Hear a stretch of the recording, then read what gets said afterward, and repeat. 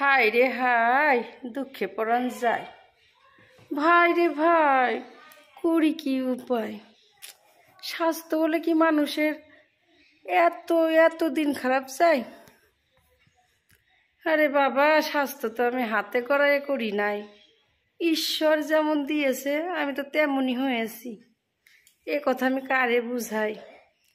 রাস্তাঘাটে বেড়াইলেই লোকে আমারে কি ইনসাল্ট করে। ওই দেখ কি স্বাস্থ্য, বাপ রে বাপ কি মোটা, আরো কত কি রে বাবা, কত কি কথা কয়। এই শূন্য শূন্য মতো কান একটা পয়সা গেল। আগে একটু স্বাস্থ্যটা যখন কম ছিল তখনও বলতো স্বাস্থ্য স্বাস্থ্য, এখন যখন সত্যি অনেক স্বাস্থ্য হয়েছে এখনও লোকে বলে এত মোটা এত মোটা। আরে বাবা, মোটা হয়েছে আমি নিজে বাড়িতে খাইয়ে মোটা হয়েছি। তোদের কি রে, নাকি তোদের অন্ন ধ্বংস কইরা আমি মোটা হয়েছি? সারাক্ষণ আমার পিছনে লাগিয়ে থাকোস। তোদের কি খাইয়ে দেয় আর কোনো বাড়িতে কাজ নাই?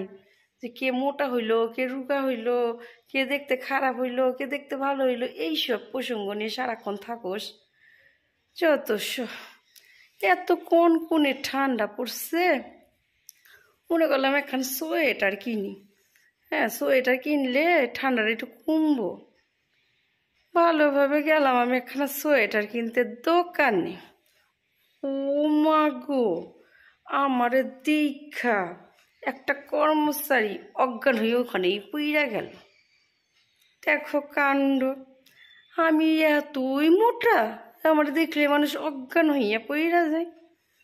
আর একজন যাও বা ছিল, সেই কর্মচারী বলল, দিদি ও দিদি তোমার কি লাগবো?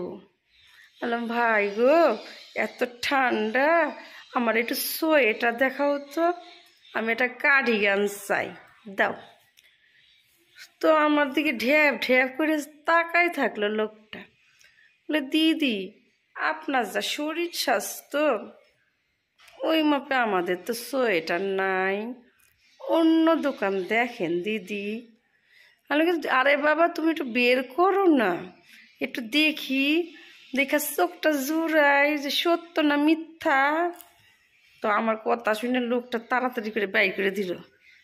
সত্যি এত সোয়েটার একটা যদি আমার গায়ে লাগে, একটা সোয়েটার আমার গায়ে লাগলো না।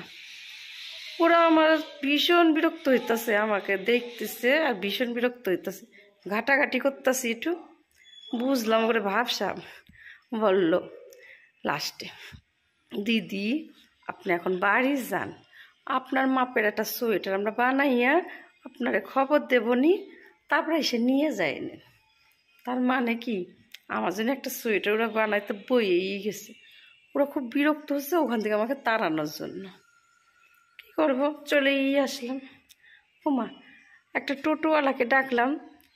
টোটোওয়ালাকে ডাকার পরে বললাম, আমারে নিয়ে চলেন। আমার দিকে তাকায় থাকলো, বলল, দিদি একটা কথা কই, কিছু মনে কইরেন না। বললাম, বলেন, কত মানুষই তো কত কথা কইতাছে। বলে, দিদি আপনার যা স্বাস্থ্য, আমার তো একটা টোটোর পুরো সিটটাই আপনার দখল কইরা নেবেন। তার জন্য কিন্তু আপনার ডবল ভাড়া দিতে হইব টোটোতে উঠতে গেলে। নে হালুয়া, যেখানে লাগবে আমার 10 টাকা সেখানে দিতে হয় 20 টাকা। এ তো নতুন কিছু না। বললাম, ভাই গো এ নতুন কথা না, সব টোটোওয়ালাই আমার এই কথাই কয়। আচ্ছা আমি কি স্বাস্থ্যটা নিজে নিজে বানাইছি? ভগবান যদি আমার স্বাস্থ্য দেয় আমি কি করব, ফেলাইয়ে দেব না কাইটে ফেলবো? আর ভালোই লাগে না, বাড়ির থেকে বাইরে বেরোতেই আমার আর ভালো লাগে না। বাড়ি এসে মন খারাপ করে বইসা আছি। আর আমার বাড়ির লোক উনি কইতাছে, কি হলো চুপ করে বসে আছে মন খারাপ কইরা?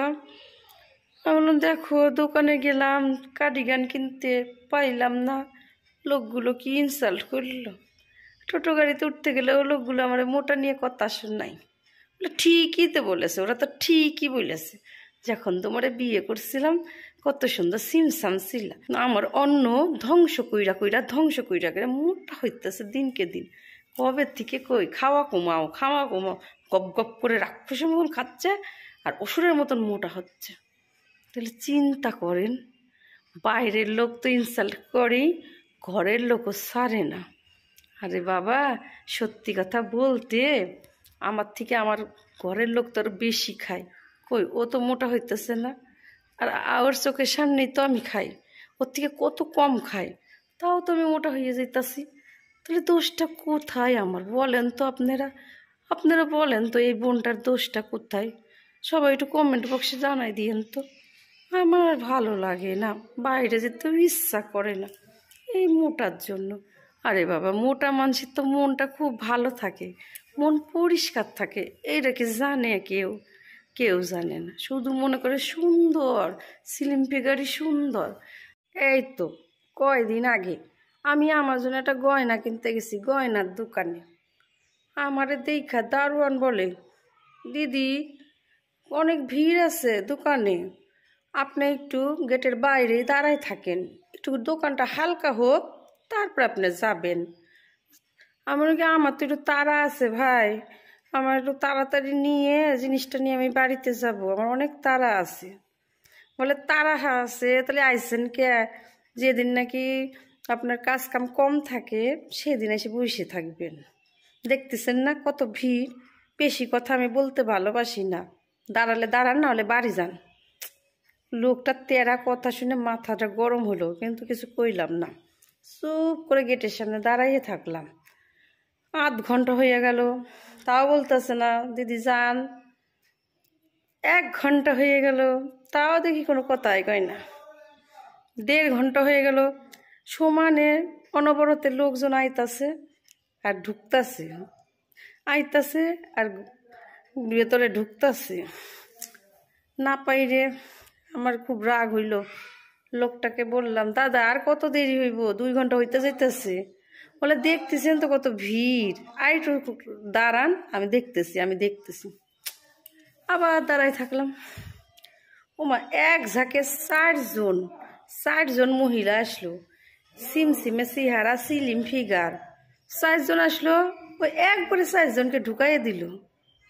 তখন তো আমার মটকা গরম হইয়া গেছে। আমি, কি হইল দাদা, এইসব কি হইতাছে? 2 নম্বরই কাজ। আমি 2-3 ঘন্টা লোক বসে রয়েছি এখানে, একটা বসার চেয়ারও দেন নাই, আমি ইটের উপর বসে আছি, আর আমার পরে যারা আসতেছে তারা ঘুপ ঘুপ করে ঢুকিয়া যেতেছে, জিনিস নিয়ে বাড়াইয়া যেতেছে। আমি কি টাকা দিয়ে জিনিস নেব না? বলছে, দিদি আপনার স্বাস্থ্যখানা দেখছেন, বুঝতেছেন না আপনারা কেন ঢুকাইতেছি না? এরা যে গেল 4 জনায় আপনার থেকে অনেক রুগা। হ্যাঁ, আপনি একা যে জায়গাটা দখল করবেন, ওরা 4 জন সেখানে দাঁড়িয়েও আরও 1 জন দাঁড়াতে পারবো। এর আগে নিয়ে নিক, তারপরে যখন একদম ফাঁকা হবে তখন আপনারে ঢুকাবো। সেই শূন্য আমি কই, ওরে শয়তান লোক রে, তো ওরে দোকানে যাবই না আমি, তোদের জিনিস নেবই না, তোদের জিনিসে গুলি মারি আমি আমি আমি অন্য দোকানে যাব, আর জীবনে তোদের দোকানে আসবো না।